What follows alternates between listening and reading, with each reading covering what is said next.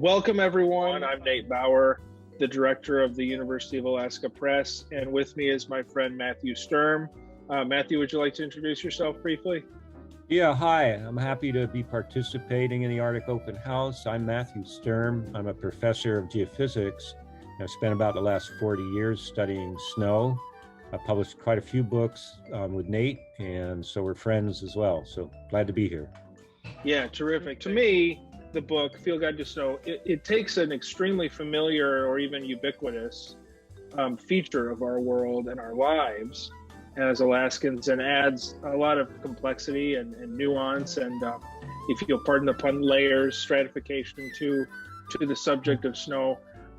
I wonder if you could just say a few things about the process of making the book, both as a researcher, the work that went into it as a researcher, and also as a writer. 40 years of snow research meant, and teaching it and teaching field courses, international field courses, meant the subject had a lot of time to think about what of the subject was really the most interesting. So that side of it was pretty straightforward.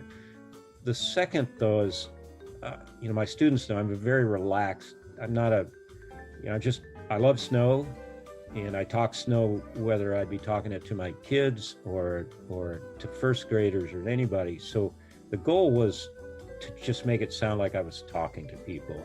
And probably the highest compliment I've had in the book so far is my middle brother, Judd, got back in touch with me after he read the book, and he said it sounded like we were just sitting there talking, and that's really high praise, because I think I can talk well about snow, and I wanted to guide. Not everybody gets to talk to me, so this was my chance to take people and make them feel like I was out in the snow with them, just pointing to things. So that trying to get that voice was the challenge of the writer, and it just meant keeping out of there anything that was going to get between people and the meaning, not introducing too many words, but the concepts. People like concepts. They don't need the fancy words.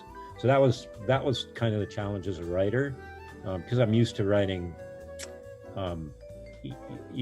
scientific papers with high language, fancy terms, and I wanted to get rid of all of that because it just gets in the way. I mean, everybody loves snow from what I can tell. I just wanted to make it very accessible. Thanks again, Matthew, and thanks to everybody for participating in the Arctic Research Open House.